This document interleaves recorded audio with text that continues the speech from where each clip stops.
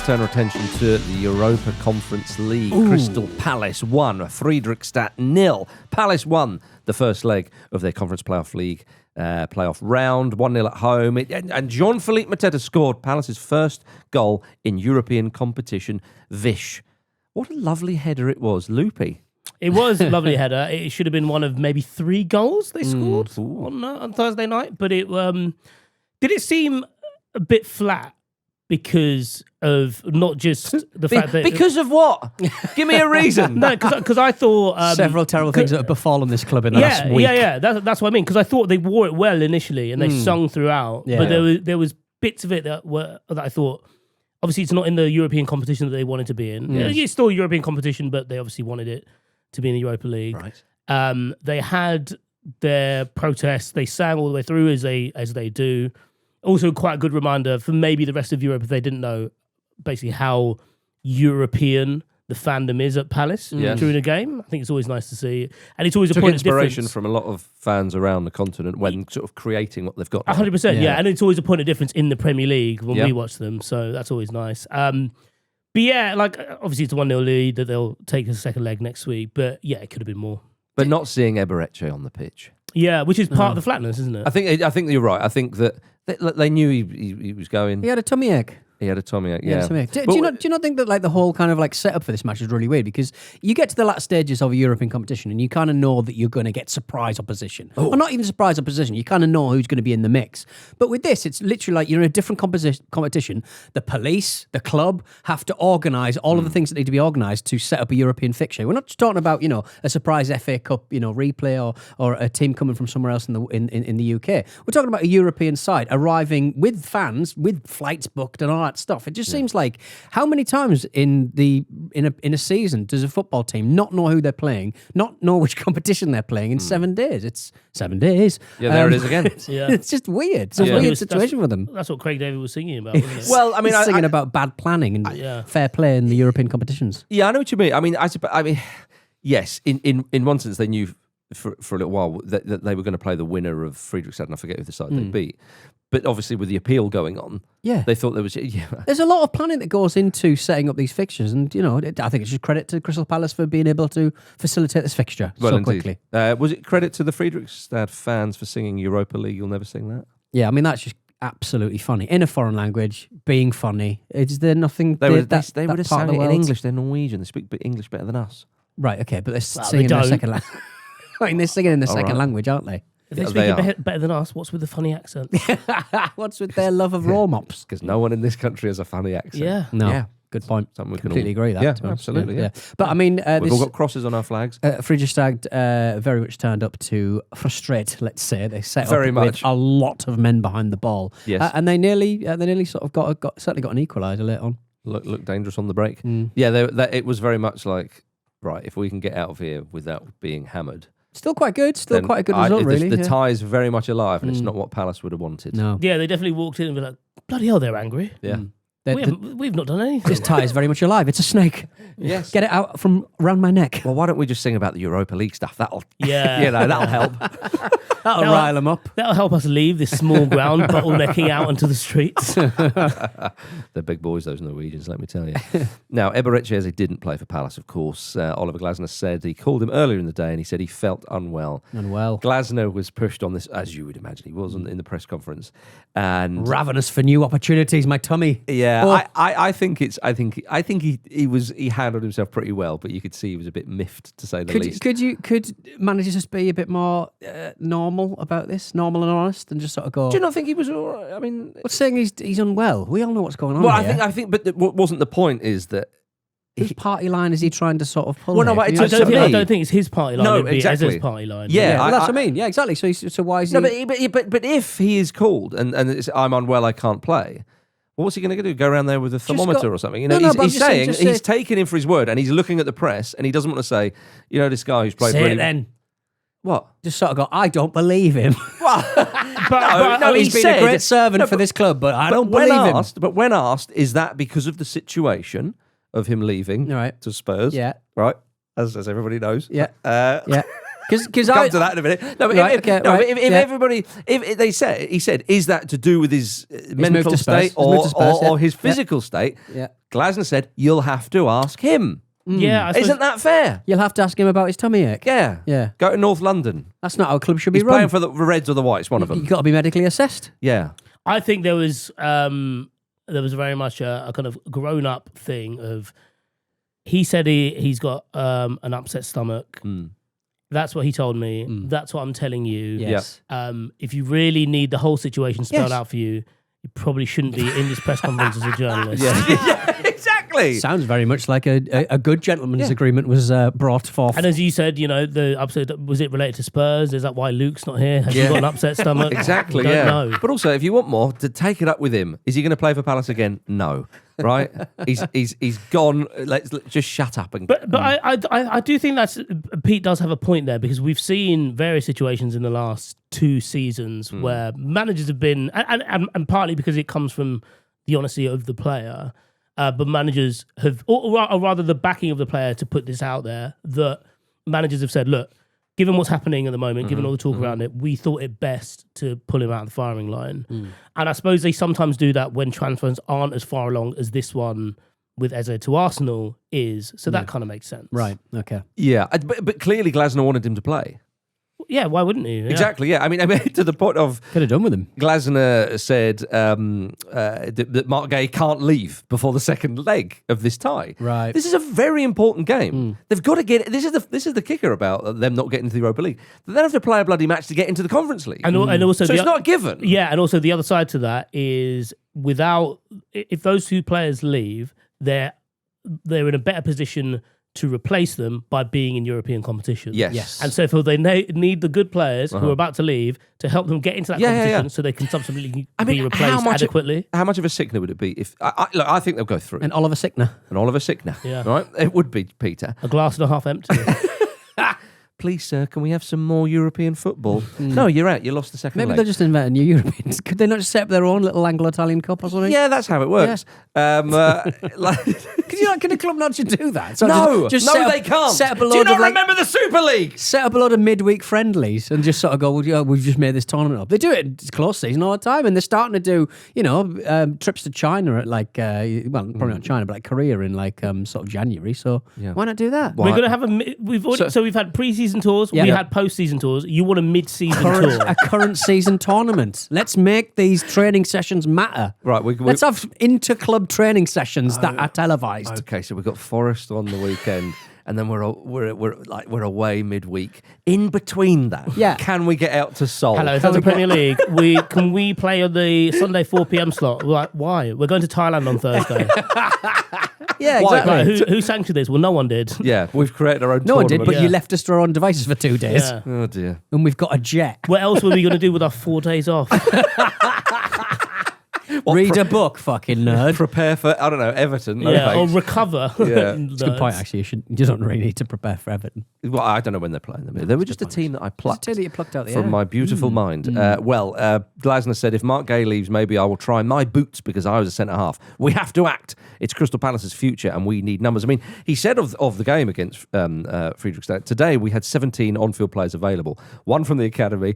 2 players we already told that they should leave the club. I bet those 2 are going, I think we'll stick around. I think you're in no place to bargain, actually. I'll have a new contract, thanks. I mean, he's very much doing that kind of it's a sort of thing you do back end of the back end of the season, sort of show you need new players. But I mean, this is really sort of you're gassing out here, aren't you, Oliver? It is remarkable, actually. And we probably won't get into it this show because I don't actually know what the broader implications are. Mm-hmm. But the number of managers in the Premier League who've talked about how small their squad is. Yes. And bear in mind, this is Palace, who've had a brilliant season last year. Yeah. And then, obviously, Everton, there's not necessarily West Ham, but they obviously want people in for different reasons. But so a team like Everton, who actually didn't have that bad a season relatively last season, established Premier League clubs who are like, yeah, oh God, we really need some players now. Mm-hmm. It's very odd. I mean, in the same way that water's attracted to certain materials more, if you sort of leave more gaps in your... like pasta. Well, I guess so. Yeah, good example. Rice, if you're trying to dry out an iPhone, for example. If you sort of leave gaps in your squad, the overflow of Chelsea players might just get absorbed in. Yeah, Down the road. I know what you mean. Yeah, That's true. Yeah. Yeah. We've got a goal. Where did you come Where from? did you Chelsea. We've got another. yeah, when people, in certain countries, it happens in Sri Lanka a lot, where you'll see all these wires siphoning electricity from somewhere else into a house. Hooky electricity or phones and stuff. Yeah. Or like satellite TV. Yeah. So how can Palace learn from that? Well, as Pete says, basically set up a connection from so that it basically like you Taxis. get the runoff from a zip line from Stamford Bridge. well, the runoff mainly Fulham Bridge. You don't want it overhead, really. There's a lot of roads and stuff. You've got to go over the Thames and whatever. So like a runoff. Yeah. Right. Okay. An overflow. Some sort of pipe system. Yeah, or what if like one of by accident, because we haven't really thought this through. What if one of like Chelsea's spare 4 goalkeepers just ends up in the Thames estuary? Yes. Or what? Yeah. Or just Get stuck on have Wet Wipe Island. just have a little. What's Wet Wipe Island? We were talking about this the other day. Wet Wipe Island. It's like nearly 200,000. They reckon wet wipes that have been in the flushed Thames, down right, toilets. yeah, nice. There's Thames, and it's in West London in Hammersmith. It's not that far from. They're not Chelsea. careful. Fucking build on it. You almost twitched to go to Google Maps to seek it out. You were going to go there this I afternoon. need to weren't leave, you? guys. I need to leave. Yeah. It's my partner's birthday, but I'm sorry. Yeah, sorry, I had to go to Wet Wipe Island to see Wet Wipe volunteer Island. to do a To very eat noble it. thing. To do a very noble I'm thing going and to clear eat it. Wet Wipe Island. However you do it, Okay. get rid of it. Yeah. A second wrong and has hit Wet Wipe Island. Oh no, the wet wipes are coming out of his bum. More wet wipes. And that's the problem. You see, you can't break them down. You can't break them down. So you would be living proof. You should be like, Never I'm going to mind. act like a human. This is for those of you not getting it how it works in the toilet system. Look at what I'm doing, and then look what happens. Yeah. That should explain it to you. Gum and wet wipes. Let's move on from Wet Wipe Island. So Eberechi Eze, of course, won't be playing for Palace when they play Nottingham Forest at 2 p.m. on Sunday. Palace supporters are said to be planning a protest against Forest's perceived role in getting them kicked out of the Europa League, which I It can't. looked very promising at the end of last season, didn't it? I can't wait for that, if I'm honest. Marinakis, we hope he's there in some form or another. Good news for Forest, before we go back to Eze, of course, because he has signed for a North London club. Douglas Luiz has signed for Forest on loan. Lovely. Right. It's a great signing. It's lovely. It's potentially, they won't do it, but it's potentially, well, they might do it. It would be the most flair midfield 3 if it was him, Elliot Anderson, and Gibbs White. Lovely. Just through balls to no one, maybe, but through balls nonetheless. Give Chrissy Wood a Flicks bit of around the credit. corner. No, I'm saying like because there are only so many through balls that you can play at any one time. I see. But yeah, that would be a lovely 3. I can't imagine they'd actually start with those 3 in midfield, but Why not? yeah, I don't know, just because you'd need a bit of a holder, don't you? Well, I think Lewis can do that. Yeah, but he's a very classy player, and I was quite sad when Villa got rid of him. But obviously, it was because they needed to create funds, and It was a went to shame Juventus because he didn't have a particularly good time. I know he had his injuries and stuff, and he didn't really click. So Forest have got him, and if he starts a certain amount of games, then they have a obligation to buy, which wouldn't shock us the way he's operated in the Premier League before. So yes. Right then, back to Eberechi Eze. Arsenal came from nowhere. Right. To agree a deal to sign Eberechi Eze for around £68 million. An agreement had previously been in place for Eze to move to Spurs, which was the one we ran with the other day on the Football Ramble. Because you said that, and I remember thinking that I heard 2 different versions. Yeah, because have I been AI bread host? I think you have been, yeah. I think we should stick to safer ground by talking about Sunderland-based folklore. Do you think? Yeah. Yeah. We just know Do you how that remember went. how we hammered you? I love how you're jumping on that grenade for Luke. Yeah. Yeah, do just you remember how we hammered you for slightly getting a fable wrong.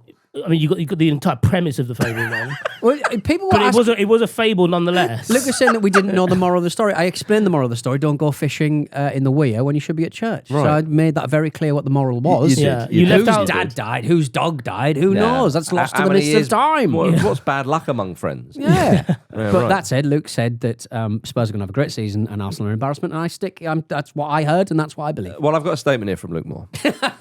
It says, sorry to all the Football Ramble listeners, let myself down, let my family down, Right. and I apologise explicitly to Arsenal Football Club and the Arsenal supporters. This is an open letter, of course, Right, in the style of Mikel Arteta. I think Arsenal are going to have a great season now with Eberechi Eze in the side. Also, I'd like to apologise to Marcus Christopher Speller for saying that his pick for Arsenal to win the Premier League was moronic. And I think they've got a great chance. Have you all the best, Luke Aaron Moore. He also goes on to say that if you do see me in public or if you'd like to tweet me on X, feel free. Feel free. Come over and say hi. Yeah, because you and I, Vish, we just sat back and didn't say anything and let him do it. No. Yeah. No. I asked you, though, if you would rather have seen Eze play for Spurs and Arsenal. Well, that question is redundant now. No, but I think I can use my answers still. I was trying to move on. No, it's fine. Okay, because my hands are clean. You want to get because I said you'd probably see more of him in a more creative role for Spurs, and that'd be more enjoyable. And the reason I wouldn't want to see him at Arsenal is because he would also do excellent things for them, and also he'll basically be an upgrade on Trossard and a bit of a hybrid for the other type of left winger that they'd like, which is someone who can beat players, because he can beat players from a standing start. Do you not think he's just going to be farmed out wide, far away from? He would just be more enjoyable to watch. No, but no one out wide for Arsenal, even Saka, is ever really that far away from the middle. Because of the fullbacks. Yeah, and to be honest, I didn't really know he could do the really far out left wing stuff until he came on and did that role for England. Yeah, I think he nationalised a railway. We should nationalise Eberechi Eze. Well, we are in a way when the World Cup comes around. He's playing for England. Yeah, good point. Yeah. So he sort of I think that it bodes well. I actually thought about this as I do when I was thinking about what should England do, and Miles Lewis-Skelly, great engine, loves to go. I know that he likes to.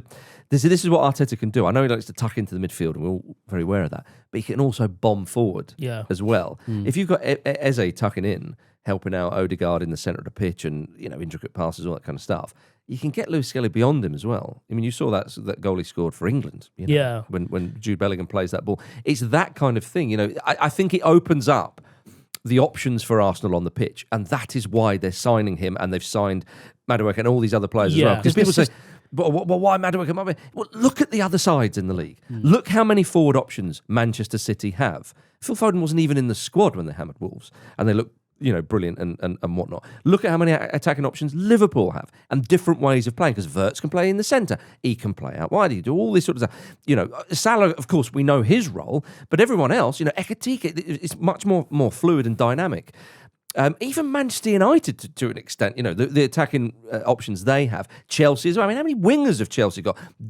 Different styles and so on. So when people say, well, what was the point in signing Madueke? What was the point in all this? Well, you don't start 11. It's not the 1960s where you don't have substitutes anymore. You've got to have a deep squad. And you've got to have a squad when Arsenal, say, are at home to Burnley, or a newly promoted side when they're expected to win. That's where Eze, who's maybe put a shift in away in a Champions League game, you go, well, actually, we're going to put you on the bench today. We're going to rest you. And it's just obvious to me. Yeah. Why they do it. I don't know why some people are still going, well, what was the point of that? And they're just making their squad bigger and better. Yeah, and they've not done that in recent years. Yeah, which is what cost them. Yeah, when you end the season with Mikel Merino as your front man, we can not end it. Most of it. Yeah. Not most of it, but yes. Yeah, take the point. But then also, if you have a situation so early on in the start of the new season where Havertz's injury is such that it triggers you to push on and sign Eze in this example, then that shows why you need bodies in. I think the Madueke thing was different because it was getting him from Chelsea. There are people who didn't rate him. I mean, I think he's a really good player, and I think he's someone who's very coachable as well. And could break the Chelsea to Arsenal curse. Yeah. But also I think there's also an element with the signing of Eze that if you look at how he was playing at Crystal Palace, not just with Elise when he was there, but also with Wharton as well, he plays in a very specific way that you can kind of map out into the way Arsenal play and see why he'd benefit from that, because he doesn't necessarily have to come. He certainly won't have to come as deep to get the ball for Arsenal.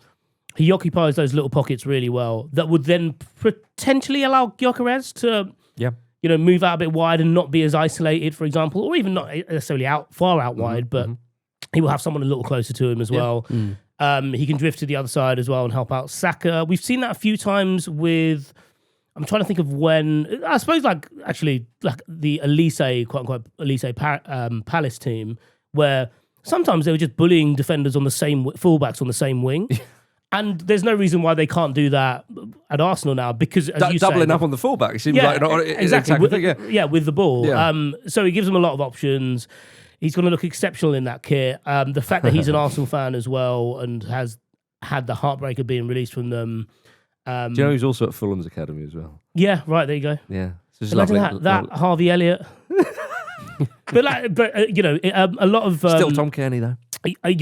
He came across my radar when he was playing for QPR, and even speaking to my mates who are QPR fans, who are going to get, I think, the club are getting 6 million for him. I think with the sell-ons that they negotiated with Palace, but he has really gone as they hoped he would, and that's quite nice. I know what you mean. It's quite rare in football. It does happen a lot, obviously, in terms of what we see at the top level. But it was nice to see someone that was on loan at Wickham, who then worked his way up through and was so integral to kind of establishing QPR in the Championship. It's it's a really lovely story, and I'm actually quite happy for him, regardless of whether I thought or would have preferred him being at Spurs. I just hope that the system doesn't crush him. Right. I just hope that he just manages to express himself. I think he's going to crush the system. Maybe I think he's going to have a lot of fun with Odegaard. I'm really excited for that link up as well. I think as well. Yeah, I agree with you. I think my prediction of Arsenal winning the league is back on track. Yeah, I don't see why not. Yeah, but I think that it's lovely that he won the FA Cup and even the Community Shield as well. Shame that he didn't finish with scoring the only goal at Stamford Bridge because Mark Guy. A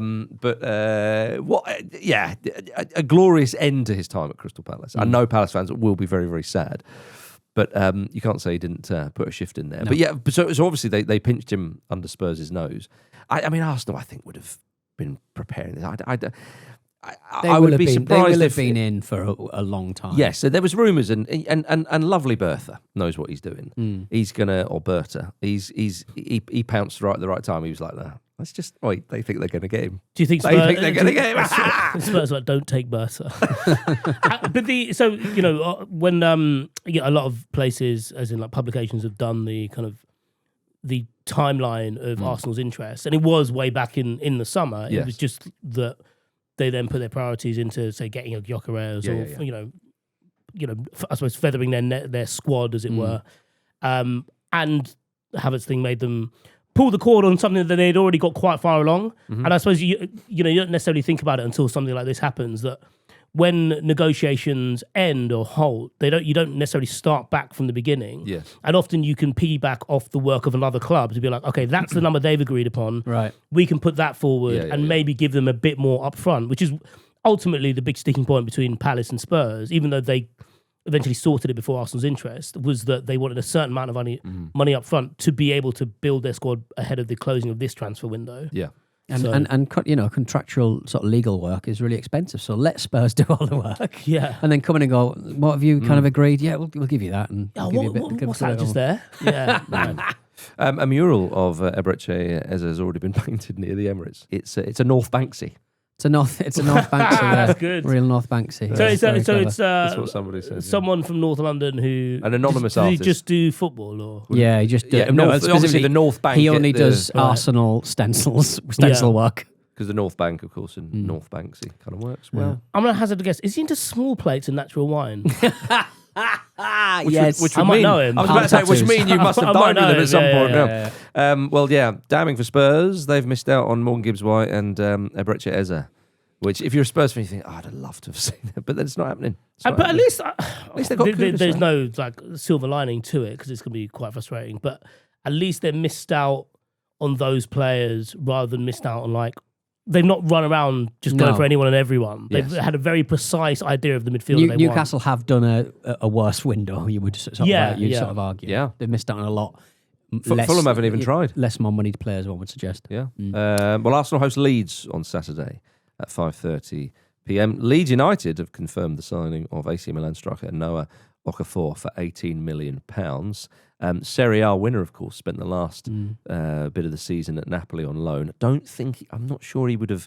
Don't know what the rules are in Serie A. I don't know if he'd played enough to get a winner's medal, but still just being in close proximity to Scott McTominay means the man is a winner. But the big news, of course, is this took Premier League spending during this transfer window to a record £2.37 billion. Yes. We've done it! Mamma mia. But are you glad to be alive in these times? It makes my heart sore, Arrival of my daughter, then breaking the transfer window record. Yeah. It's 2.37 billion. Yeah. Both moments of opulence. Exactly. I was wearing a gold lame suit when I first met her. Hello. Hello. Oh dear. Right, coming up after this, Pep Guardiola reveals more about his love for Oasis. Does he? Instagram might get me a job. So that my pro license, forget my pro license and all my football experience, Instagram will get me a job. That's great. You should have told me that years ago. Welcome back to the Football Ramble, everybody. Lovely bit of Roy Keane. Now, we've got a worm follow-up yet again, Peter. Andrew Butler has got in touch with another worm-related folklore. He says in Northumbrian folklore, the Sockburn worm was a wyvern that laid waste to the village of Sockburn in Durham. The beast was finally killed by some geezer called John Conyers. The guy from Terminator. Yeah, nearly. Each newly consecrated Bishop of Durham, while entering the county for the first time at the bridge over the River Tees at Crofton Tees, is presented with the falchion sword that John Convers used on the worm, which is how I ended up being here on the day my dad was made Bishop of Durham. Ooh. Honestly, what a country, mate. What a little flex at the end. My dad's the Bishop of Durham. Yes, indeed. You know, what's it called? Game of Thrones. Yeah. And you know, like the north and north of the wall is like this mythical place. That's where like I'll take your word for the it. bad stuff lives. Okay, right. I always thought that was a bit like Hadrian's Wall. Hadrian's Wall. Is it George R. Martin who did it? Yeah. I thought he kind of got to that point of like constructing his like storyboard / map, and I thought, oh fuck it, here's where all the bad shit is. Right. And it turns out it's probably based on real events. Northumbria, yeah. It's the northeast.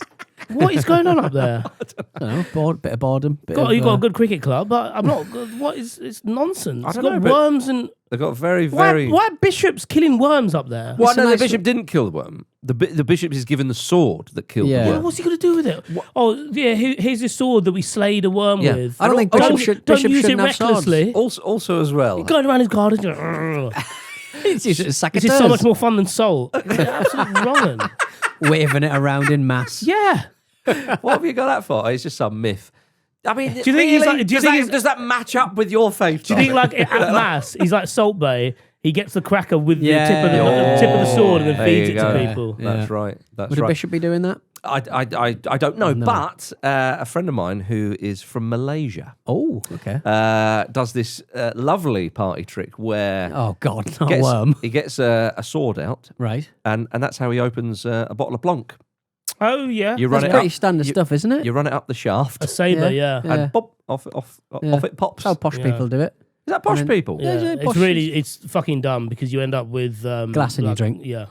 No, not if you do it properly. No, you even when still, do it you still properly, get yeah. glasses. You Yeah. still get that on this. It's not how glass works. Not It's if you- compressed sound. Not if you do it properly. Not if you If you've got an physics. experienced swordsman, like Yeah. like a friend of mine, Or a bishop. I mean, I know. I ask him to do it with a bottle Also, of you plastic get, Fanta. also, when you do it, you get bits of old worm in your drink as well, don't you? Depends which sword you're using. Yeah. yeah. So if you are offered that, Do use a clean sword. use a clean sword. And if Yeah. you're up in Northumbria, then mind how you go. Yeah. Back to the Premier League. Manchester City host Tottenham Hotspur on Saturday. Just tomorrow. That's tomorrow. That's tomorrow. 12:30. It's within. 2 hours about it. It's about 24 hours away.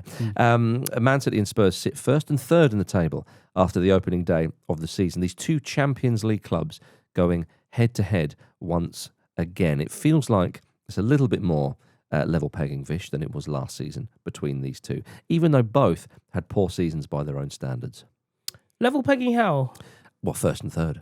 Right, yes. We're all Champions League clubs here. Yeah, yeah. You know? Sunderland look at them and be like, I hope they get a draw so we can move top. Thomas Frank knows how to beat Man City. He does? The Etihad. And Tottenham pumped them 4-0 in I suppose in the first fixture last season as well. So Oh yeah, bloody hell.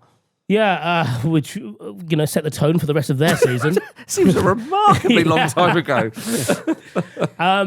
Yeah, I think this is going to be a very entertaining game. I also think that it could be the kind of game where we should not judge Tottenham too harshly on it if they lose, but the manner of Manchester City's win in that particular instance would send a bit of a shiver already through the rest of the Premier League challenges. So- partly because they open the weekend. And I do think that's quite a big... Well, Chelsea and West Ham are opening the weekend. Sure.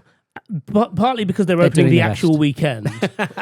Because Because there are various points of. Say they open Saturday. Yeah, fine, but it is the weekend. I'm not. That's not. So Friday night's not the weekend. No, it's Not the way I technically do it's it. not. Technically it's not. Not the way you do. What, like Wednesday afternoon is. You know, if it's down to me, Yeah. if we're really getting, How long do you need to know if me? we're being really pernickety, Crystal Palace and Fredrikstad open the weekend. Oh, is that right? Yeah. It's a Thursday. I think right. So when the keys to the weekend, they unlock the gates. It's ceremonial. You at that basically- point. It's like fine. the Queen's It's a ceremonial birthday. sword. it's like the sword in Northumbria. God rest her soul. Exactly. Yeah. Right. Because she is dead. So when I open the gate, you're just a bit like, no, you're all right. Everyone's pelting through it full That's pace. something you've created, though. Yeah. It's like the No, yellow it was tie it of was certain transfer it was men. bestowed upon me. It's bestowed upon you This by has been Pitbull. bestowed upon There me. was yeah. the Surrey worm attacked me on As- a Friday. And as I it fought goes. it off. And you Beating. put the keys between your fingers. Exactly. And I've just done kept him. I punching it. absolutely Yeah. done him. So Vish's point is that beating West Ham ain't fuck all. Right. And Man City versus Tottenham, this is a great example of a team who can really sort of impress their own style upon how this Premier League season is going to go. And I think that's how Man City are going to approach it. Sort of going, you know what? People have forgotten about us, but people like Pete Donaldson and Vish, those guys back us, and we need to repay that honesty and that trust. confidence. Well, yes. I mean, so Vish is saying that we shouldn't judge Spurs so early on in the season. I would also say the same about Man City, even if they pump them. Even if they absolutely pump them. Hey, let's all cling to that Al Hilal loss at the Club World Cup. Good point, actually. Yeah, But yeah, like I mean, I suppose what I was basically intimating there is that like they have a chance to put out another warning shot They do. quite early on in this match week. Yeah. Yes, indeed. It's been reported in Brazil that Spurs are now lining up a new bid for Savinho, now that Eze has gone to Arsenal. I mean, they may even cross paths with him up at the Etihad. And if they do this, look, we didn't want Eberechi anyway. We're just trying to push the price up for Arsenal. Well, I suppose Eze and Morgan Gibbs-White have done Man City's negotiations for them, haven't they? Maybe they have. Because it's a bit like, you really need him now. It's really annoying how Man City seem to land on their feet with all these transfers. Yeah. Yeah. When is that court case getting heard? Kicked into the long absurd, grass isn't once it? again, yeah. Yeah, I forgot about that. But you know, I like, wish someone had signed that court document. yeah. Never mind the transfers. yeah, sorry, we're the admin. Yeah, we're just yeah. swarmed, by the way. Our lawyers are working on all the Yeah. Spurs Arsenal stuff. God, if we must pay 50 million for Reinders, then we can find that from somewhere. But we were lamenting like how cheap they got Reinders, and now Yes. they're just like they. But even the way they sold Alvarez and got like 80 million for him, it's like, what? You don't even play him? How's this come about? He did play a bit, though. No, he did, and, he And obviously he's showed worth it. that, No, he so do I think that as well. But they wanted to get rid of him. Yes. and they were like, right, we'll give you 80 million for him. Fine. Yep. Yep. They don't seem to have to do any negotiations. I know it is odd. You know what's a wealthy beast they are. Yeah. Also, it's obviously excellent operation on their part as well. But they don't really have to do anything for Savinho. Well, Savinho, I mean, he's a good player. Isn't he? Yeah, I think really good, he would different option for Spurs and all that kind of stuff. Already acclimatized to the Premier League through Yes. the amount he played last season as well. He is acclimated to the Premier Yeah. League. Just want to make sure that our American brothers and sisters understand your point there. They also said to be looking at other options. Morgan Rogers apparently is a priority target, although everyone's kind of playing it cool on that one. Rogers says, I'm very happy at Villa in the Europa League.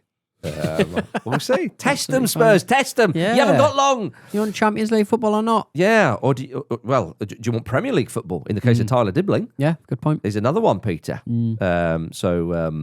Spurs. I think we're going to see Spurs going big for somebody. They're going to have to. Yeah. Yeah. It's as simple as that. Not a great prediction from me. I think it's something that we're all very much expecting, and pretty much what Spurs have said. Don't worry. If they don't end up going big, we can probably take this out of the show. Cause I reckon so. Now, Fabrizio Romano has reported that Man City were close to agreeing a deal with Galatasaray for Manuel Akanji. Akanji replied to the Post himself by saying, "Don't know anything about that." I mean, Fabrizio Romano's had a fucking stinker this week. The post has since been deleted. Yeah, here we go. Here we go. Here we Oh, go. imagine editing it after the event, the fucking loser. Yeah. Fucking What dickhead. would he say if it's like, here we go. Oh, there they go. There I go. There I go again. Oh, dear. Now, Pep Guardiola has labelled Oasis the best rock band in the last 50 years. A dagger to the heart of Pete Donaldson and every pulp fan. Oh, it's a dagger to the heart to anyone who thinks Pep Guardiola's head's not gone. So Yeah. Because this was after attending their gig in Heaton Park. I'm sure we've covered this on the show before. Yeah. We've covered it repeatedly since he was Yeah. he was spotted in dad jorts. I just love feeling vindicated in my own grubby little Vindicated. So, okay, right. Your Don't put me on the spot. oil state backed opinions are absolutely fine now, then, are they? My oil state back Pep opinions. Guardiola is employed by. Oh, I thought you meant Oasis. Yeah. I thought, what's happening? I'm sure there's got to be Have a they bit of moved to money. I'm Saudi? sure there's got to be a Live Nation buy-in. I think they have bought quite a lot of Live Nation. That is the Saudis, premise behind She's Electric, isn't it? So totally Don't go electric. Let's have a little bit more of those dinosaurs. All right, coming up after this, is Graham Potter already under pressure? Spoilers, he is. That's right, everybody. Tonight, West Ham host Chelsea at 8 p.m, officially kicking off the weekend's action in the Premier League. No one can deny. West Ham are looking to bounce back from their 3-0 defeat to Sunderland. What a depressing sentence. I if you're at West like Ham. starting my weekend by shitting my pants in the street. Right. Then it's out of the way, innit? Do you like that, or is it just something that you've got used to? I'm just saying that West Ham. When I predicted Scott Parker to go first, I hadn't looked at West Ham's fixtures. Chelsea, Nottingham Forest, Tottenham, Palace, Everton on 29th of September is the best. I don't think that's pretty bad. Well, okay. Arsenal. But Peter, you have to understand, right? I get why you're saying this because they've just been beaten 3-0 by a newly promoted side who a lot of people might fancy going back down.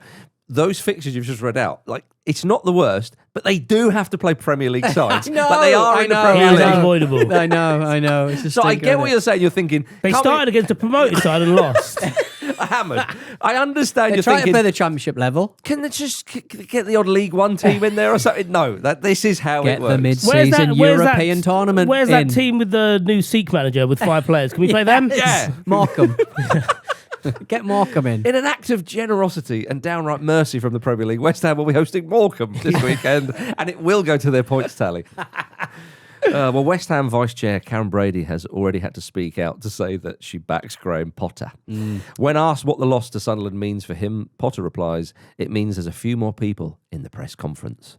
Look, I love that line. Do you? I love that off the Good top line. of his bonds. It's a great line, but is that the earliest vote of confidence a West Ham manager has had in a Premier League season? Probably not, actually, thinking about it. I but- don't think it matters. I think Karen Brady is just saying what she has to kind of say, because it would be quite ludicrous if after one game she went, well, to be honest with you, I am quite worried. Yeah. I'm quite worried. I hadn't looked at the fixtures. Yeah, we've got And loads then of Premier Pete League Donaldson teams. sent me them. We've got another 37 Premier League games this season. Do you think It's a she's- nightmare. She's looking at other teams going on their Thailand midweek tour. Hello, is that Morecambe? Is that Have you Morecambe? You haven't got space for it, have you? We do it. Can't fit you in on a Thursday afternoon. Can we do it like a Midlands and North of England tour mid-season? That'll do us. Well, look, Hello, is that the Scottish Premiership? no, not those two. No. one. Rangers, you play say? Rangers. Oh, Actually, maybe. Yeah. Yeah. This could work out quite well for both of us. Could do. Yeah, we could do have those flags. Loads of them, actually.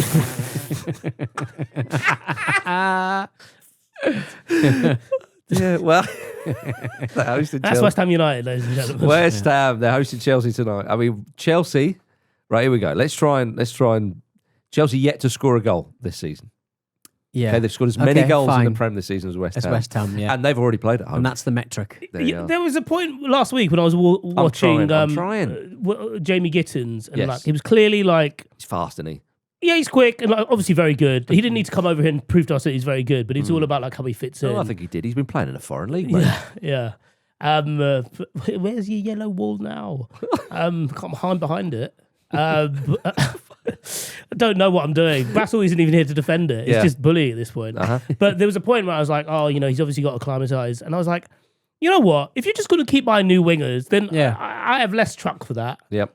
Just don't get an established winger like Madueke and him do really well and be a bit of a difference maker, because he was one of their more incisive wide players. Him and Neto, certainly. But they're obviously happy for him to go. Yeah, no, sure. And got a fair penny for it. No, 100%. But what I mean is, it's just like, it feels like they're constantly starting again in certain positions, doesn't I it? do know what you mean by that. And it feels like, oh, this is all a bit unnecessary. Like even But the then it used talk to of be- like Jackson moving away as well. But Chelsea just win things. This was always the They case do, with the manager. yeah. It doesn't matter. It just somehow I know. trophies gravitate towards that club. That's a really good point, actually, because they've done it with managers. And like, I reckon we could do this with wingers and forwards, if we just change them all the time. Yes, exactly. Yeah. It said that Nicholas Fulkrug basically warned West Ham how good Gittins is. And you're like, Shut up, mate. You just played like 4 games. What are you doing?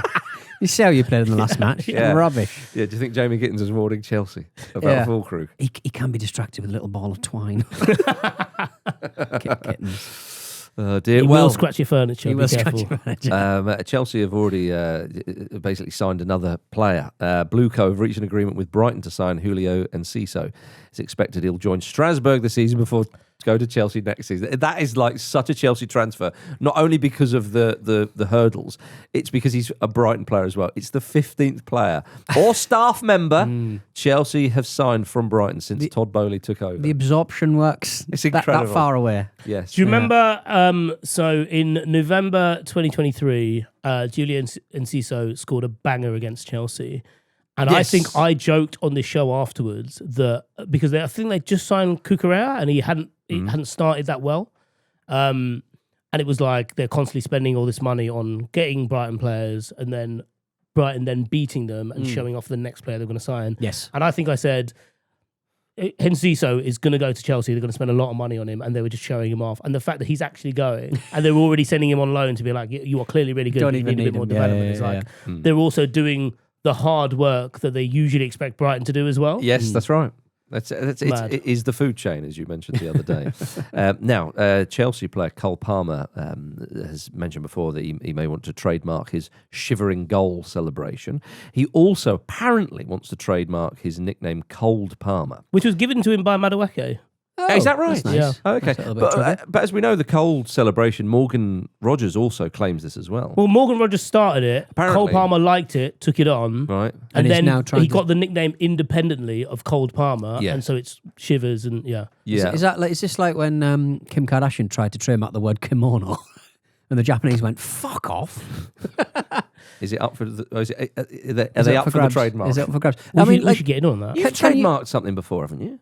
Oh, the infant chip ball helmet. No, but I'm not. Look, I left out that detail Yeah. to show you some respect. Okay? Right, okay. Because I think the disrespect shown to you, Peter, is proportional, and I just wanted to try and. Okay, you know. fine. Yeah, that's fair. So, Thank you. what is the process? Hold on. Is that why you have a daughter? What do you mean?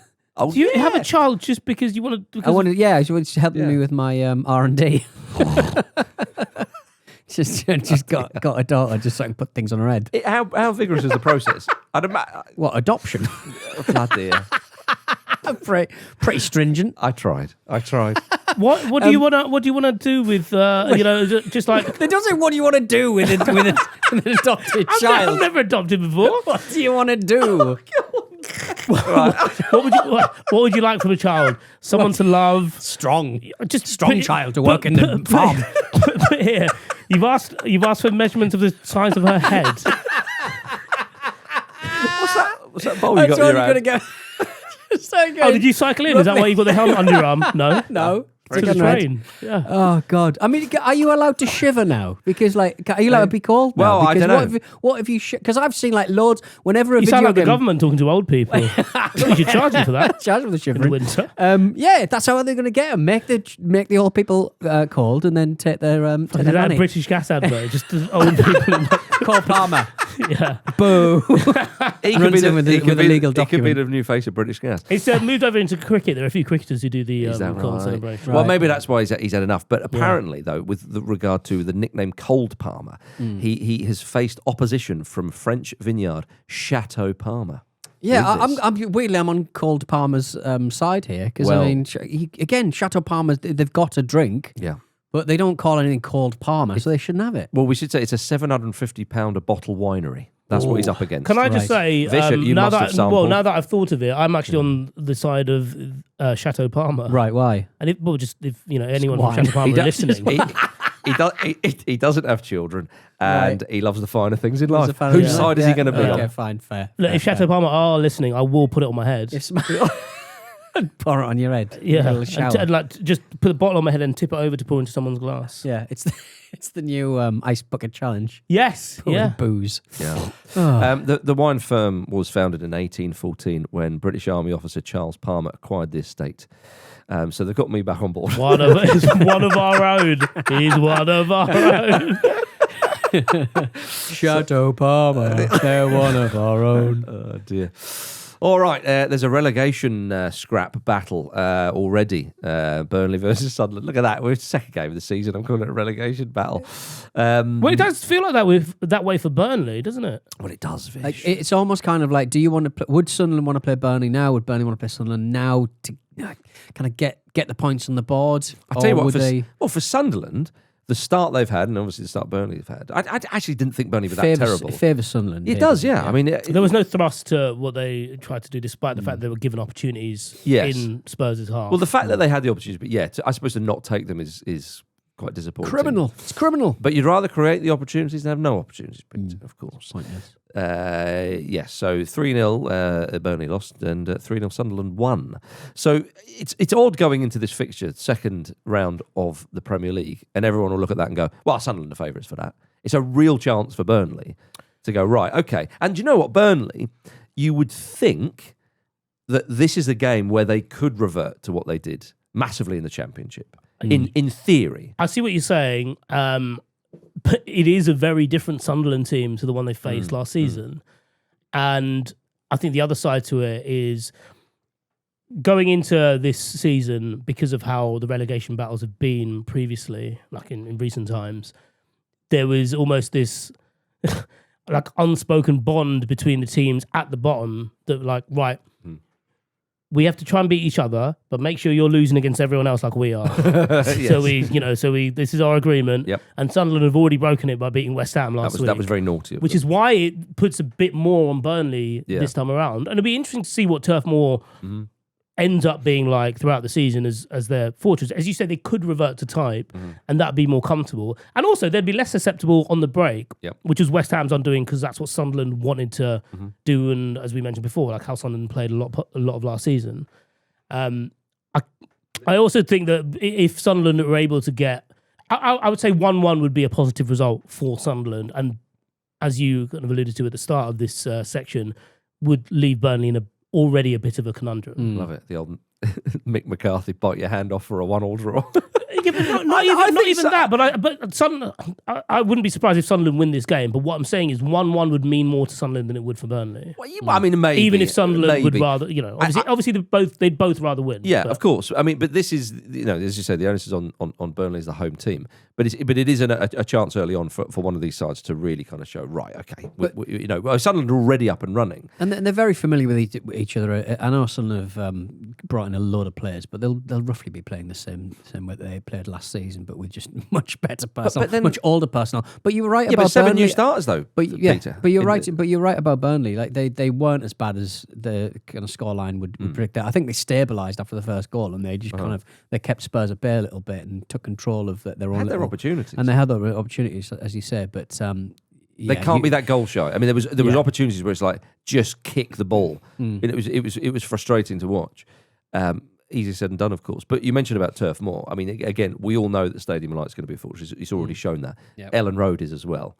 Like, I mean, traditionally and demonstrably on Monday night, much has been made of that. So you've got those two other newly promoted sides who people are already talking about what they can do at home. They've got exciting new signings, etc., etc.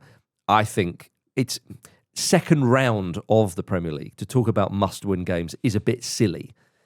But if Burnley lose this game and lose it quite damningly so, then a lot of work to do. Completely agree. And also as well, Sunderland have got all of Mexico behind them. They have, yeah. It's just got stronger, that bond between the Mexicans and Sunderland, inexplicably. Sunderland players being asked on social media, what colours are in the Mexico flag? Yeah, absolutely brief beforehand as well. And, there's no way those players knew the colours of the Mexican flag or what animal was on. Famous flag. Famous. And they're footballers, lads. Come on. They were asked, weren't they? What colour of the flag? And then what animal is eating the snake on the flag? And to be fair, that is quite guessable. If you know the flag is, of course, an eagle. Right. And they went. I was going to say a bull. A bull. Well, loads of things can eat a snake, can't they? Eventually. Yeah, but what's usually on a flag? Eagle is quite a popular thing, isn't it? Sometimes for the wrong reasons. But not in the case we assume we'll give them the benefit of that. I'm a worm man. I don't care. I know you are, and that's why I found it interesting while they were asking that, because that was the myth of that eagle eating that snake gave Mexico 100 years good luck. Okay, right. Okay, Yeah, good, which may or may not nice. be true. And that ran out in about 2016. Yeah. Yeah, pretty much. Do you think? Yeah. Okay. It's never gotten past a quarter final. I don't think we're talking in a football context. I was trying to bring it back. Well, feel free. We'll drag it back. Toss out our worms. I just think they Donald need Trump. they need another eagle before they joint host Yeah. the World Cup next year to chomp another snake, and maybe they can punch through that quarter final ceiling. Right. The eagle's carrying the snake over the wall, isn't he? There you are, you see. Hang on a minute here, chaps. We've reached the end of the show, Right. and that means I'm duly bound to tell you that in a short period of time, my biddy aunt will be out because I'm playing Vish later today. Oh wow. Okay. Yeah. How right. about that? So you have two little bits of ramble. Good. How about that? Fulham play Man United this weekend as well. It's me v Vish throughout this weekend. Oh, I like that very much. Yeah. Where do you stand on the chances here? I think Fulham are going to hammer them. Yeah, I mean, I think Manchester United will win. Yeah. Oh, I can't believe they said that. No. Ooh. It's the further away from the opening match between Man United and Arsenal in the Premier League, the more people seem to be sort of rewriting and being less into how good Man United were. Yep. I think they're just a bit like, because they simply can't believe what their eyes saw last weekend. They're so good. They're probably going to lose this match against Fulham, but I think they've got enough. They should have enough. Should have Last enough. time I saw Mateus Cunha at Craven Cottage, he scored 2 absolute worldies for Wolves. No, thank you. Stay in your Mateus. line. Yeah. Stay in your line, None of keeps. that this weekend, please. There we are. So today's episode of My Biddy Aunt will be available later this afternoon. So make sure you subscribe to the Football Ramble in your podcast app so you do not miss it.